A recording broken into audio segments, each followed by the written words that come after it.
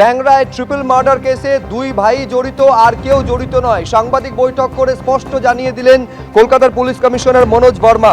পাশাপাশি একথাও তিনি জানাচ্ছেন, দুইজনের বিরুদ্ধে আইনি ব্যবস্থা নেওয়া হবে।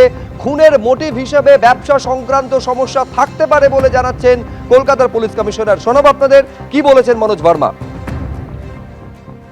Version requires further verification. ওরা বলেছে নিশ্চয়ই কিভাবে পুরো ঘটনা হয়েছে, কিন্তু কিছু আমাদের এক্সপার্ট ওপিনিয়ন লাগবে।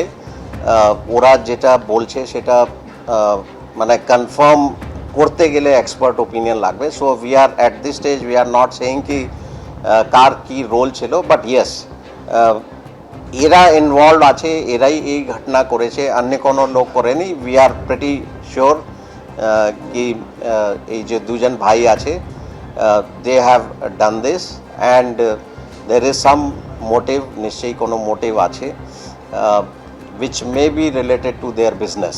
বাচ্চা we will try, মানে ওদের কোনো রিলেটিভ যদি কাস্টাডি যদি নেয়, লিগাল প্রসিজার আমরা দেখে নেব।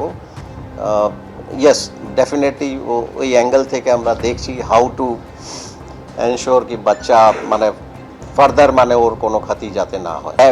when we have sufficient evidences to say something একটা ক্রাইম হয়েছে, ওই ক্রাইমে যারা ইনভলভ আছে নিশ্চয়ই ওদের against all legal actions will be taken. সোদপুরে গণপিটুনিতে হত্যার মামলায় তৃণমূল কাউন্সিলরের যাবজ্জীবন কারাদণ্ড। পানিহাটি পুরসভার 11 নম্বর ওয়ার্ডের কাউন্সিলর তারক গুহের যাবজ্জীবন কারাদণ্ডের নির্দেশ। বিস্তারিত বলবেন আমাদের প্রতিনিধি সমীরণ পাল। সমীরণ।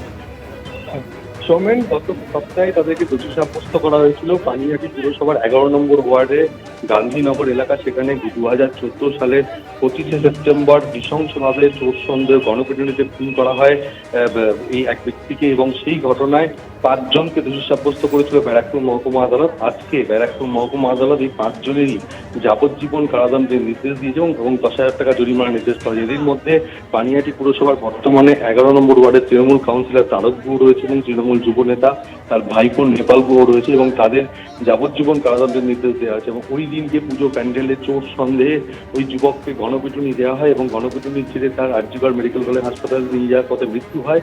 আর এই ঘটনাতে গত সপ্তাহে দোষী সাব্যস্ত করা হয়েছিল এবং দোষী সাব্যস্ত করার পর আজকে সাজা ঘোষণা হয় এবং তাতে যাবজ্জীবন কারাদণ্ডের নির্দেশ দিয়েছে ব্যারাকপুর মহকুমা আদালত। সৌমেন। ধন্যবাদ সমীরণ।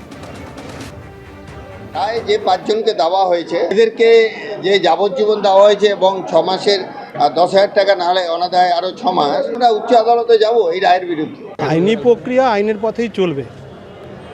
দল আরও পুরো বিষয়টা দেখে নি, তারপরে দলগতভাবে সিদ্ধান্ত হবে।